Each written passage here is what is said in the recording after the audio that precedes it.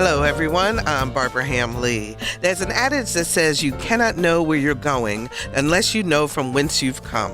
In other words, history matters. Up next on Another View, we open the history books on the intersection of feminism and race through the writings of journalist, editor, and publisher Lucile H. Bluford. She was the publisher of the Kansas City Call, a black newspaper that was not afraid of its advocacy journalism. Our special guest is Dr. Sheila Brooks, author of Lucile H. Bluford and the Kansas City Call. Stay tuned. Another View history lesson is next.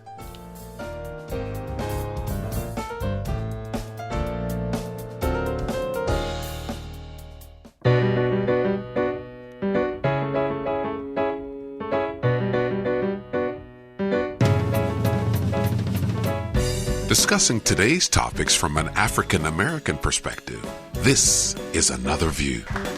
Hello, everyone, and welcome to Another View. I'm Barbara Ham-Lee. I am super excited about today's program, not only because I love history, but also because the history this time is about my chosen profession, journalism. My very special guest today knows a little something about journalism. Dr. Sheila Brooks is an Emmy Award-winning journalist, entrepreneur, dedicated advocate for minority and women's issues and small businesses, and an expert in multicultural marketing and entrepreneurial education. She is the founder, president, and CEO of SRB Communications, a full-service advertising and marketing agency in Washington, D.C., with satellite offices in Baltimore and Manhattan.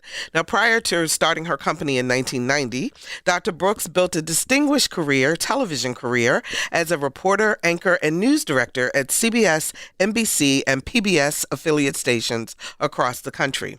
And now she adds the title of author to her impressive resume. But most importantly, she is a friend, a colleague, and a mentor of mine. Please welcome to Another View, Dr. Sheila Brooks. Dr. Brooks, how are you? I am doing very well, Barbara Ham-Lee. Thank you so much for the kind invitation. And I am really looking forward to our discussion. Absolutely. And you are my mentor. Come on now. Well, reading about Lucile Bluford was just an incredible read for me. As I said, I love history, but the idea of an African-American woman owning and using her voice through her newspaper to affect change, not only for civil rights, but also for women's rights, was just unbelievable in terms of the things and the courage that it took for her to do this. It absolutely is an amazing story. For years, as journalists, we were always told about Ida B. Wells and all of her work at her black newspaper in Memphis, Tennessee, and how she wrote about the lynchings and used her voice as an activist. And then 100 years later, that was the 1850s. Yes. And then 100 years later, we then hear about Daisy Bates and all of her work that she did with her newspaper in Arkansas, and actually walking with those Little Rock Nine into Central High School.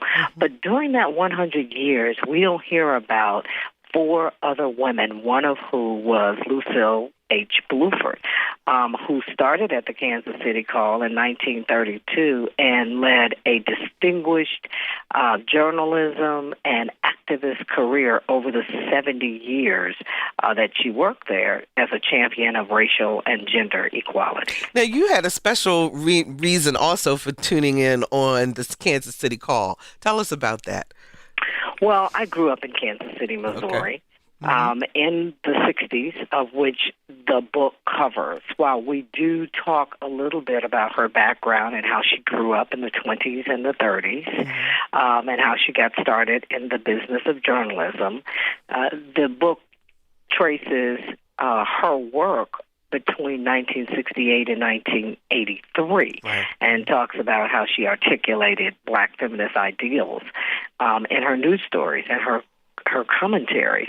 And it was during that time in the late 60s that I was a teenager, 12, 13 years old, growing up in Kansas City, Missouri, during the height of the civil rights movement. Some of the issues that she talks about, particularly the rioting and the burning down of the east side of the city, where I grew up blocks away, was very important for me to tell that story and to tell it through Lucile Bluford and the issues that she focused on, not only on the protest, but the solidarity that also came about in the African-American community during that time, and other issues like education and health and housing and jobs.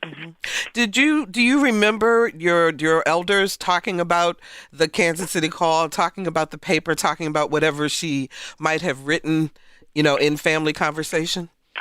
Oh, I not only remember, I was a part of those family conversations. Oh. In fact, my mother read the Call religiously every Friday. The Call newspaper came out because it was then and is still now a weekly black newspaper in Kansas City, Missouri. And my mother made sure that she focused in on stories that she would either share with her two little girls, myself and my sister, or that she would, as we were growing up, expect us to read aloud in a family gathering. Oh, that is fantastic. So talk to me about Lucile Bluford. Let's go back and help the audience to understand a little bit about her background so that we understand how she got to where she ultimately wound up. So tell me about her background. Lucile Bluford she was born and raised in Salisbury, North Carolina. In July 1911, she was born to her mom and dad. Her father, the then John Henry Bluford, he was a native of a small community in Virginia, but as African Americans did then, he was looking to pursue an education and other positions. So he worked at North Carolina A&M College, it was called then. Now it's called North Carolina A&T. And that's where he met Lucile's mom and married her.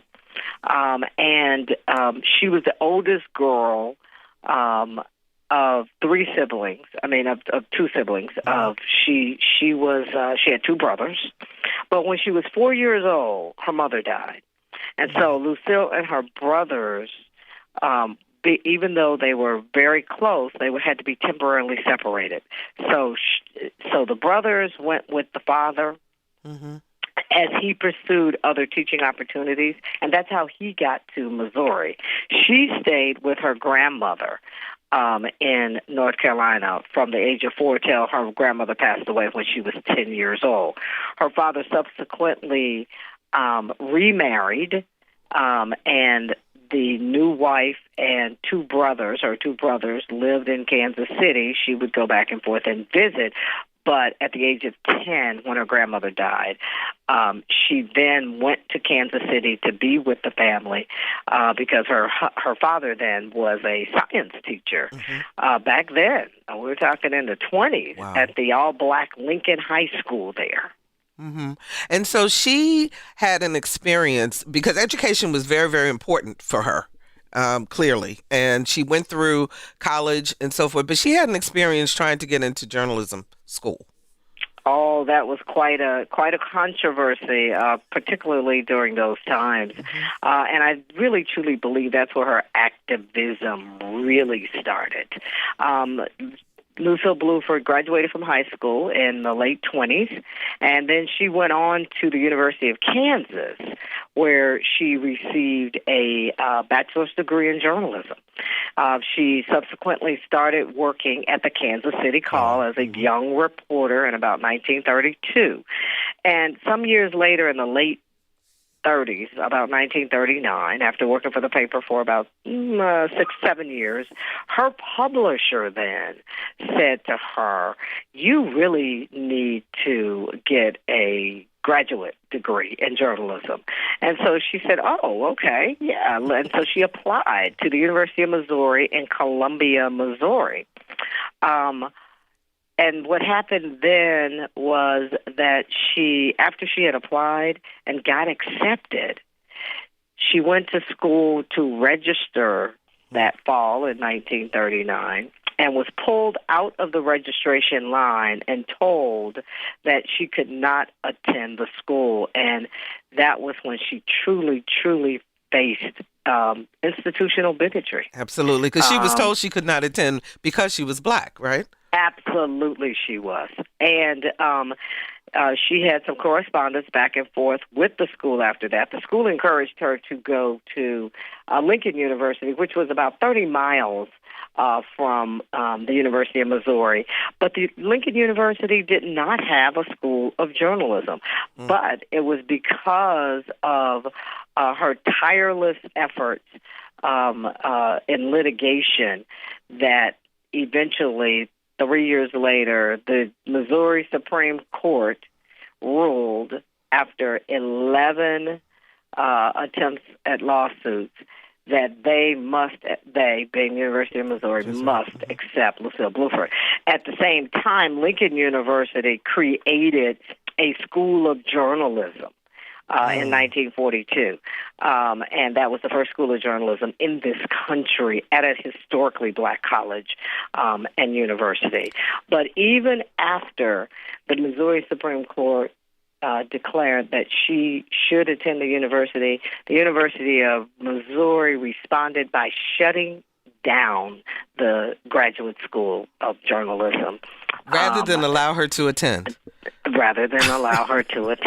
Citing that many of the students had to go to war, and she never got to attend school. But 50 years later, the University of Missouri gave her one of the highest awards that they have, the Missouri Medal of Honor, as well as a few years after that gave her an honorary doctorate degree at the University of Missouri. So, 1968 through 1983, those are the years that you cover in the book. But, Sheila, you give us also a history of the women's rights movement, kind of in parallel to the civil rights movement. And I found it fascinating. First of all, I was unaware of the three different sections of feminism or the women's rights movement and what happened then. Can you kind of set that stage for us? Because then I want to get to kind of how she used her writings to navigate in both arenas and make a difference in both arenas. But the women's rights movement, there were three phases, correct? Right. Absolutely. There were three phases in the women's rights movement. The 1800s, by the early 1800s, the women's rights movement started to take shape. It was truly influenced by the Revolutionary War and the French Revolution. And that's when that movement brought together not only white women who championed causes about human rights, but it brought together black women. And during that time, that's when black women abolitionists really developed this feminist consciousness because they reflected on their experiences, not only with racism, but with sexism. And at that time, women couldn't vote, as we all know, in the 1800s. And it was a good time for black women and white women alike to be a part of that whole women's suffrage movement that eventually evolved into a broader first wave feminist movement in the late 19th century, which then ended in 1920, finally, with the passage of the 19th Amendment that gave women the right to vote. And then the third wave, certainly the suffrage movement, the first wave of the feminist movement, late 19th century until 1920, until the passage of the 19th Amendment. But then that third movement occurred in the 70s, as some of us can remember, and that was the second wave of the women's rights movement, when certainly you had other women at that time who were looking at issues that were affecting them and how they could be, certainly contribute to women and those issues that were emerging around feminism. Because remember, by that time, women had some freedoms, but they were still fighting for equal opportunity in the workplace, Yes. and politics, and education. Reproductive rights. Reproductive rights. They were helping to shape that whole abortion debate. And that's when 1973 Roe versus Wade decision legalized abortions in the United States. But there was a difference between feminism and black feminism in terms of the share, in terms of, what was that term you used? The life experience and Right. the voice. Right. There was. The white women looked to feminist standpoint theory. Mm-hmm. And that was simply what feminist women and feminist theorists, as well as women, looked at how they gained the knowledge from their lived experiences. Okay. And told their story through, whether it was through scholarly work or community work. For black women, there was the emergence of black feminism. And black women had to transcend that double discrimination in the 60s and the 70s women's rights movement, because they not only were discriminated because they were women, but they were discriminated because they were black. Mm-hmm. So if Lucile Bluford were here today, and if she were asked the question, are you a black woman or are you a woman who happens to be black, which way do you think she'd answer? Wow, that's a good question, Barbara. I believe that she, from the research that I conducted over a 15-year period between 1968 and 1983, analyzing 358 of her stories, wow. I would say that Lucile Bluford would say, I'm a black woman. Mm. And so why? Tell us some of the things that you found in that research that lead you to that conclusion. Well, you have to remember that her contributions to civil rights and women's rights during that time were certainly through her stories. And I would say that because she was a Hello?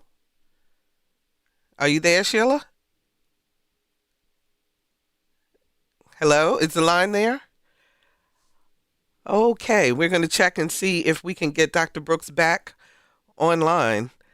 In the meantime, the number is 440-2665 or 1-800-940-2240 are the numbers to call. We're talking about the black press and also about specifically Lucile H. Bluford and the Kansas City Call and how she used her journalism and to also advocate for civil rights and for women's rights. And 440-2665 or 1-800-940-2240. Our guest is Dr. Sheila Brooks. She is the owner, founder, president, and CEO of SRB Communications, and she is the author of Lucile H. Bluford and the Kansas City Call, Activist Voice for Social Justice. And we were just in the middle of discussing how her writings, Lucile Bluford's writings, were used in order to help the community to gain civil rights as well as women's rights. And we were talking about, my question to her was whether or not Lucile Bluford would consider herself a black woman or a woman who happened to be black. And she was a woman who very much used her voice in order to advocate for the black community, for women, and for everyone who was being discriminated against or treated badly. So 440-2665 or 1-800-940-2240. If you give us a call, let us know, what do you think about the black press today? Are you a subscriber to a black press newspaper such as the New Journal and Guide here in the Hampton Roads area, or the Afro, which is the paper I grew up in Baltimore? Or if you're out from the Midwest, we know we have people living in all areas listening to us online. Is there an African-American newspaper in your community, and are you aware of it? 440-2665 or 1-800-940-2240. We will take a quick break, and we will be right back as soon as we can get Dr. Here, she's back with us now, I believe. Dr. Brooks is with us? Yes. Sheila? Yes, I'm still Okay. here. I don't know what happened. It just, I don't either. I don't know. But at any rate, let's go back to our conversation then. So I was asking you about how Lucile used her writings in order to make the points that she wanted to make about, or to advocate for civil rights as well as women's rights. She wrote stories on education, politics, women leadership, civil rights activism, women's rights, and when she used her voice to tell those stories. And as we all know, in the black press is a press of advocacy. Yes. Unlike unlike the mainstream media, as you and I know. So she could talk about any of those stories that might not have that fair slant, for instance. And I remember this story on the Kansas City riots where she accused the police of provoking the violence and bloodshed.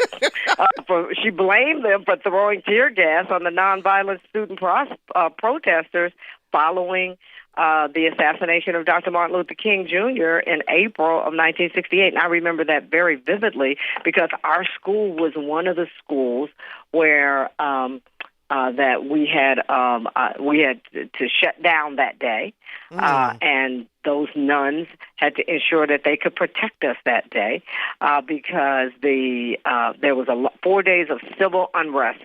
I was about 12 years old in school. Wow. 7 people died, 200 people were injured, and 1,700 National Guard were sent to the city because they were trying to restore order to the city because where I lived, I grew up in the inner city, and that's where protesters were vandalizing and burning down the east side community of the city that stayed in that condition for many, many, many, many years. Similar to my experience in Baltimore growing up and remembering that time also in terms of the burning and the looting and so forth. But, you know, she was bold, but there were times, Sheila, where she wrote editorials and so forth under a man's name.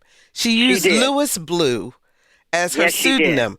You know, do you think she just felt that she wouldn't be taken seriously if she had signed Lucile Bluford to the commentary? I think there were 2 reasons. I think one was that she felt that she needed to use a male pseudonym so that she could certainly be looked at as credible. But more importantly, secondly, I think that she used a male pseudonym to protect herself and to protect her life. From many of the interviews that I talked to people who knew her then, who grew up with her then, who went to school with her then, who were part of her sorority, the AKAs, they shed light on that she wrote under the pen name, particularly on integration policies, especially when they had to do with violence or and education stories, especially when she took some really strong positions on mandatory busing plans in school districts and pay equity for women because she feared for her life. My goodness, that is just... So I also noticed, from a stylistic standpoint, there was one article that you talked about in the book where she referred to there were 2 people who were running for office, if I'm not mistaken, and she referred to the gentleman by his last name, which is what we do, but she called the woman Mrs. So-and-so. In other words, she always made sure that people understood that if it was a woman who was achieving or whatever, she would refer to them as Mrs. So-and-so as opposed to just the last name. She was a champion of black women. Yeah. She was a champion of women. She wanted to make sure that women always had a place in her stories, whether it was sharing their achievements and contributions. She wanted to make sure that she introduced the women and their lived experiences to society. And so, yes, she always referred to women as Miss. Because she wanted to make sure that readers understood the role that women were playing and the significant advances that they were making in the movement then. That's fantastic. If you're just joining us, we're talking about advocacy journalism in Black newspapers with my special guest, Dr. Sheila Brooks, founder, president, and CEO of SRB Communications and author of Lucile H. Bluford and the Kansas City Call, activist voice for social justice. 440-2665 or 1-800-940-2240 are the numbers to call to join our conversation. Have you experienced the Black community through the Black newspaper? Give us a call and let's talk about it. Renee joins us from Hampton. Hi, Renee. You're on the air. Hi, how are you? I'm doing This great. is a wonderful topic that I'm listening to today. Thank you. I'm very curious for our panelist to find out whether or not she believes and agrees that the Black newspaper is still a very viable part of our community. I know a lot of times when we think of things in historical context, we think of them as being a very invaluable resource for individuals. I know that when the book Hidden Figures was being written, one of the things that the author shared with us is that she probably could not have gotten as much rich information about what was going on with those ladies if it had not been for Black newspapers, like our journaling guide or the Richmond Free Press or whatever it might be. And so I was just wondering whether or not you feel that these are still very viable ways for us to communicate and get a more comprehensive picture of what's going on in the Black community. Okay, Renee, thanks so much for the call. We appreciate it. Dr. Brooks, you want to take that on? You know, the Black press has always been a very critical aspect of African American history and culture, but it's also often been ignored, along with, churches and political and service organizations, even cultural institutions and schools. The Black press was central to community formation, and I believe that's exactly what Lucile Bluford wanted to ensure in her writings. It's always been central to protest and advocacy, and today, I believe it is still the same today.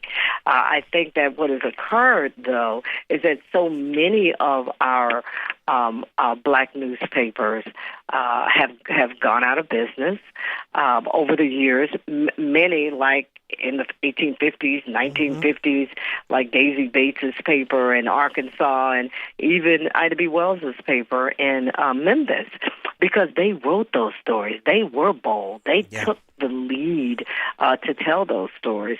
But I do think that Bluford emphasized storytelling and personal experiences in her writings. I do believe that many newspapers, Black newspapers that exist today, still describe those personal experiences of the Black community and the struggle and oppression that we have in our country. I want to read something from the book. According to the July 23rd, 1994 issue of the city's mainstream newspaper, the Kansas City Star, Bluford called the Call's crusade consistent in its views, regardless of race or gender. Quote, "Our job over the years has been not to print news about the happenings in the community, but to advocate and to campaign for justice, first-class citizenship, democracy, and fairness for colored people, Negroes, Black Americans, Afro-Americans, African Americans, the minority community, or whatever names we have been called through the years." I love that. I mean, she just goes straight for it. She does. She absolutely does. I know it's always been said that the Black press was never intended to be objective. Yeah. Ever. Yeah. It was always a press of advocacy. And it was the press that the African American community turned to, because why? There was an admitted, deliberate slant to the Black press. Then, I believe then, and now today, because those stories were being told more in the Black press than mainstream media. So, and when I look at that and I think of our training, Dr. Brooks, my training also in terms of journalism, how do you think then that Lucile Bluford was able to maintain her journalistic standards, but yet also advocate for justice at the same time. I mean, there's some things she did to make sure she didn't quite cross the line, but she came very close. Very much so. She did. She did indeed. I mean, she was actually active in the NAACP. Yes. She attended NAACP national conventions in Washington, D.C.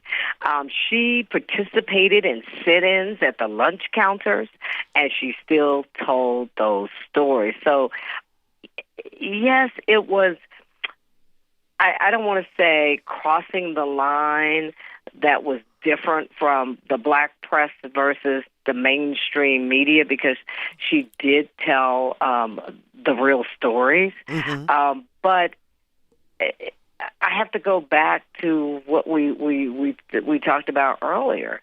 The black press has always been a press of advocacy. And I don't care who you are, it didn't always follow the transformation of what the mainstream press did. And it always was that source of I would say, power for politics, for economics, for education, and really a defender of the shared values and interests that African Americans have in their community about the issues in their agenda.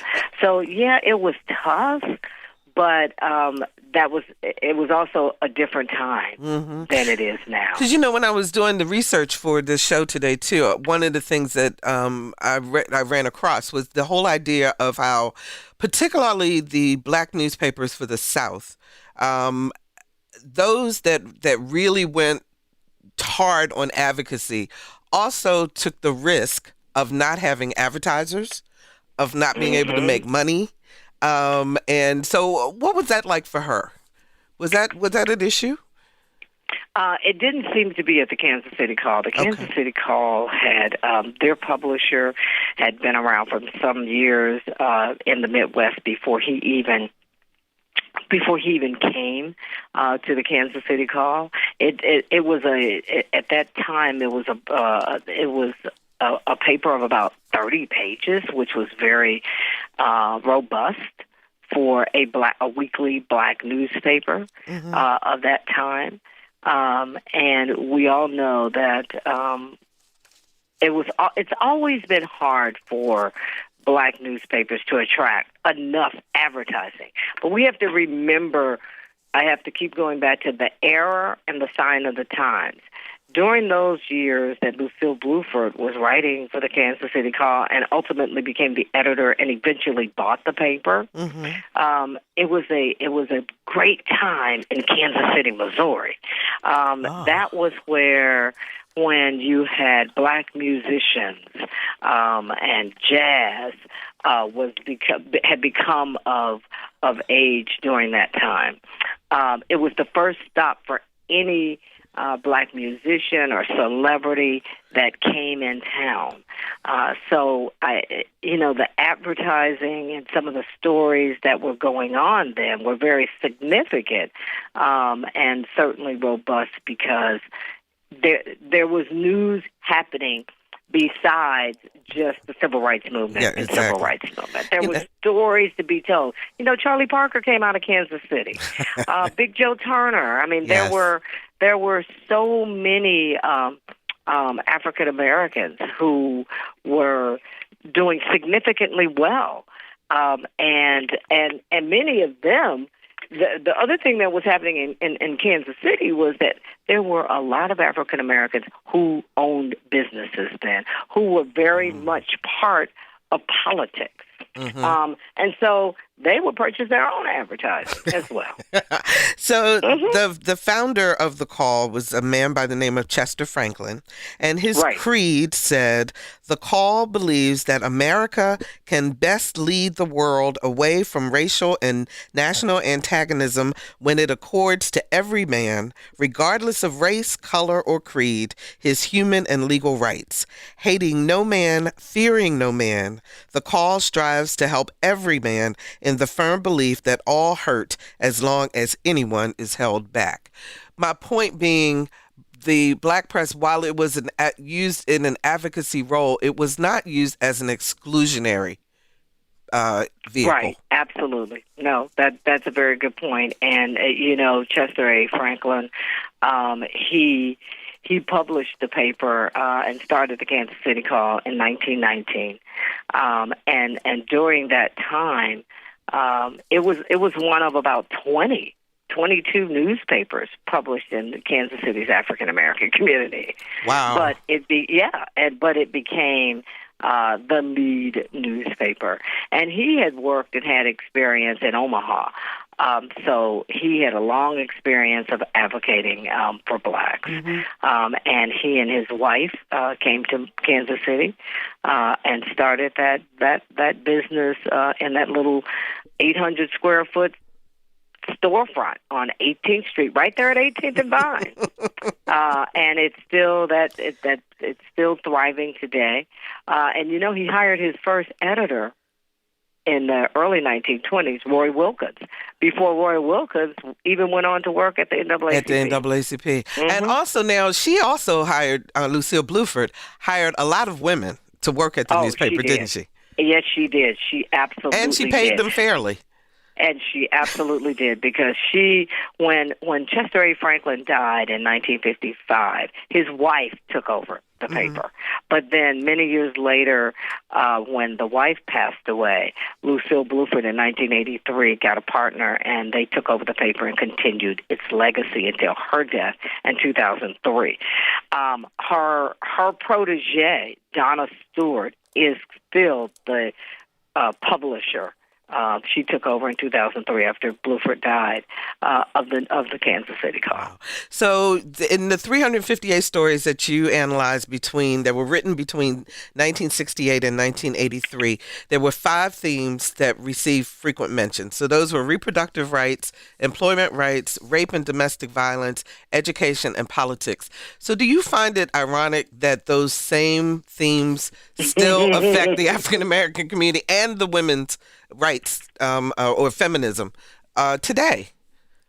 No, absolutely. It is totally ironic that today we are still talking about some of the same issues about black feminism and the traditional black community advocacy and activism today. It's amazing. I mean, black women are still fighting and trying to heal and trying to transform the black community, particularly when it comes to racism as well as sexism. So I do believe that what she was writing about then certainly holds up today because of all of the issues that we see now going on in this country that affect black women. Think about it. Black women in politics, not at the top of our legacy. Black women in education. There are always just a handful of us that are there showcasing our roles, whether we are activists or ensuring that we're hiring other African American women. But we still have a tough time as females and as African Americans. It just so happens, Dr. Brooks, that the National Newspaper Publishers Association, the NPA rather, is holding its convention here in Norfolk next month. And, wow, and nice. we're going to be talking in just a few minutes with the publisher and owner and editor of the New Journaling Guide, which is the 3rd oldest black newspaper in the country from here in Norfolk. Her name is Brenda Andrews. And she was telling me when I spoke with her that in that organization that women are very prominent in the hierarchy or in the leadership of the NNPA. And so women are making strides in that industry. Do you think that with the struggles of online and just the issues that print is having in general, how that's affecting the black newspaper today? Where do you think we're going? Well, I think that the black newspaper today still has a place today. because there are still so many untold stories. But look at this. Look at the story of Lucile Bluford. Who knew about Lucile Bluford outside of Kansas or Missouri and what she's done? And I might add something before I forget it, is that Lucile Bluford's nephew, remember I told you that she had two brothers. Two brothers, right? Her nephew was the first African American in space. Okay, yes, and I think that that's also important to this history. But that's why Black newspapers exist today, so that we can tell our history, so we can share our history. And definitely there is the struggle to keep up with digital and social media. There have been several Black newspapers, as I mentioned earlier, that have certainly shut their doors because of the circulation. But there are so many more that are still keeping their doors open and figuring out what they need to do to certainly be competitive in this advanced technological new age. So what's new and what's happening now for Dr. Sheila Brooks? You've written this book. This is your first one. Oh, I like how you put that question. This is your first one. Well, I've been encouraged over the years, certainly, to write that book about African American women and becoming and being entrepreneurs. As you know, I spent 13 years in television news as an anchor and reporter and in management, and decided a long time ago, about 28 years ago, that I was smarter than everybody in the newsroom. So that's how I like to put it, so I can feel good about myself. And I went out there and started a business. And that business was production at the time, but as we've been talking about what's happened with Black newspapers, with television, with production, the media world changed in 2007 and 8. And we had to pivot from being a production company to an advertising and marketing agency because we had to expand our services because reality television took over original programming.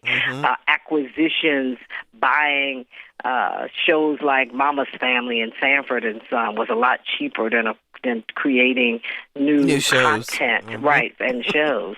And so what we've learned in this last decade were we, in making that change and growing by leaps and bounds, that we were storytellers. And you could tell a story in a campaign, in an ad campaign that's targeting multicultural audiences just as we did in production or in news. And for me, I just want to continue the legacy of mentoring as many young people in the journalism industry and encouraging them to become entrepreneurs. I think that is going to be very, very important to our success in the future and to their success of having a legacy in this business, because this business is ever changing. For me, I went back and completed a doctorate degree, of which this story on Lucile Bluford was my dissertation, and that a publisher came after me to write the book after that. I spent 6 years doing that in this last decade, and I did that because of the change in the industry. I needed to be back in the classroom, sitting in the classroom with those millennials, learning as much about advertising, marketing, digital, and social, and why not do it and get an advanced degree? So that was what really pushed me to do that. Yeah, I think. Will I write another book? Yeah, yes, will you? I will do that.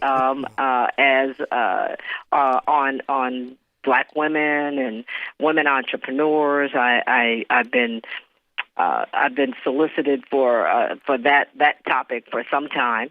So I'm looking forward to doing that. But I'll tell you, Barbara, running the business day to day is more than a notion.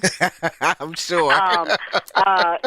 With full-time employees and multi-year contracts with so many of our clients. Yeah. But I am on an exit plan at some point, so that by the time I get to my mid-60s in the next 4 to 5 years, I'll be able to pass pass this legacy on, sell the business, and continue to write and speak and teach. I am an adjunct professor teaching multicultural marketing at the George Washington University. I only do that one semester a year because that's all the time. That's all the time that you have. You know what? I can't believe it, Dr. I can't believe it, Sheila, but we are out of time. I have so enjoyed talking with you about you and your new book, Lucile H. Bluford and the Kansas City Call, Activist Voice for Social Justice, Dr. Sheila Brooks. Thank you so much for joining us on Another View. We appreciate it, and we'll be right back. Hello, this is Spike Lee. What's happening? And you listen to Another View.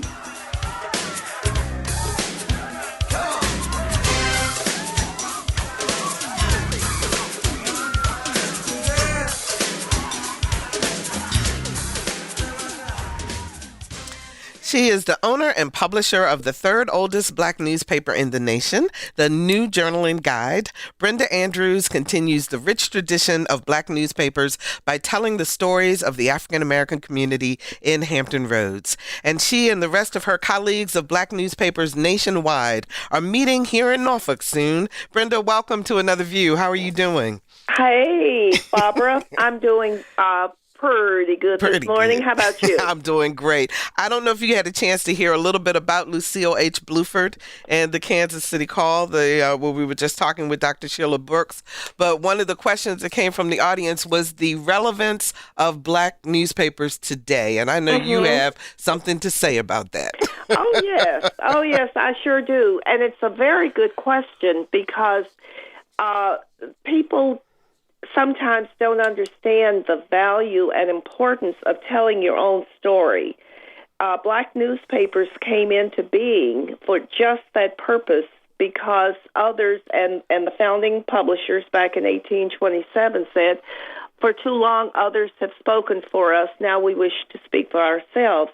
And it's very important to have a vehicle through which you can articulate who you are, why you are, and what issues and concerns are important to you. So that need never goes away. The relevancy of being able to tell your own story is as important in the Black community in 2018 as it was in 1827 when this country legally enslaved people who look like us.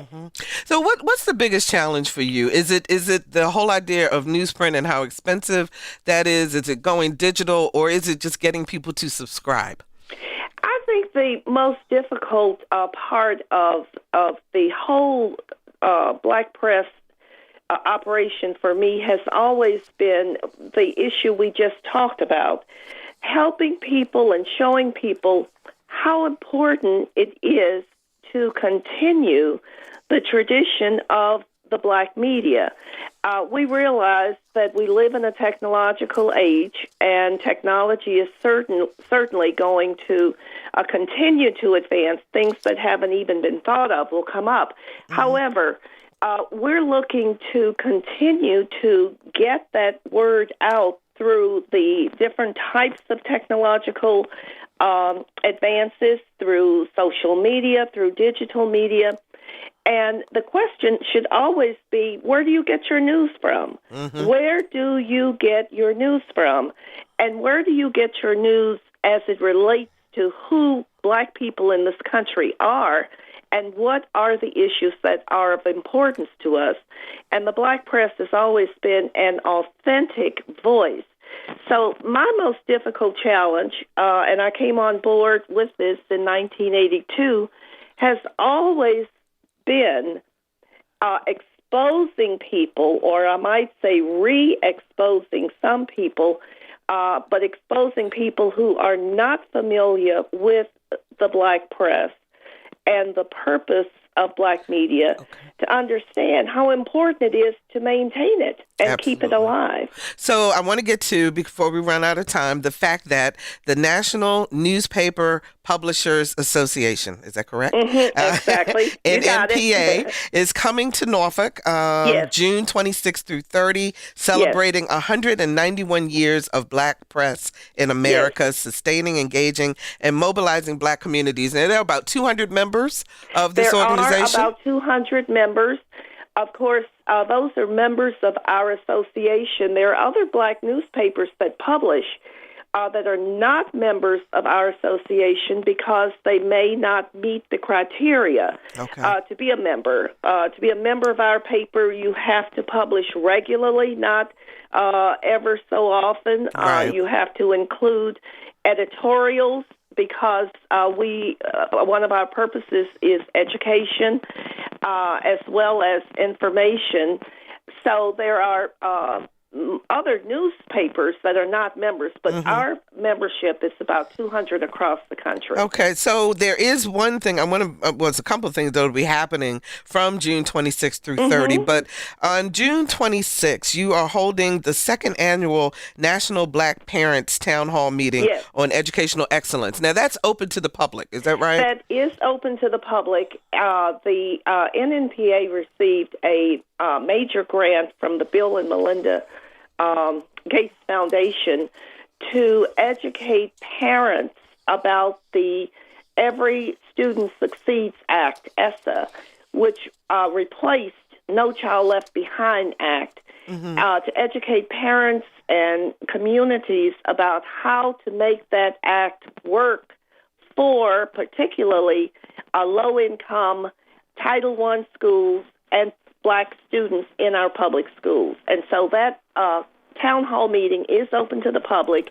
It will be at Gethsemane Community Church on Brambleton Avenue, and it will allow for information as well as discussion. Fantastic. And now also, Congressman Bobby Scott is going to be receiving an award, and also Jesse Jackson will be in town, and he will be receiving the Lifetime Award. Is that correct? That is absolutely correct. Reverend Jackson will be a part of our convention on Friday night, where he will receive the Lifetime Legacy Award. Congressman Scott will receive a similar award during the luncheon program on Thursday. Okay. And there you have some really interesting topics, but I assume you have to actually belong to the convention to attend, like Black press versus fake news, for example. And I really was surprised when I saw that Koch Industries is sponsoring a discussion on criminal justice reform and the African American community. Yes, that is, me too. That is one of their efforts to involve themselves in issues that are of concern, particularly to our community. Okay, Brenda, so that's one of their initiatives. Okay, so if people want more information about the conference or about the New Journaling Guide, give me a phone number or give me a website. Yeah, we are online at thenewjournalandguide.com. thenewjournalandguide.com. We update a couple of times a week. Okay. And our telephone number is 757-543-6531. Fantastic. That's Brenda Andrews. She is the publisher and owner of the New Journaling Guide. Thanks so much, Brenda. We appreciate you for joining us on the show today. And we hope you've enjoyed this Another View history lesson today and that you've learned a few things. If you want to hear it again, go to our website, anotherviewradio.org, and sign up for our eView newsletter while you're there.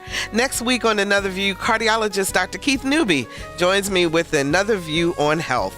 Our theme music was composed and performed by Jay Sennett. Lisa Godley is our show producer, and Victor Bowen is our audio engineer. I'm Barbara Ham Lee. Thank you so very much for listening to Another View.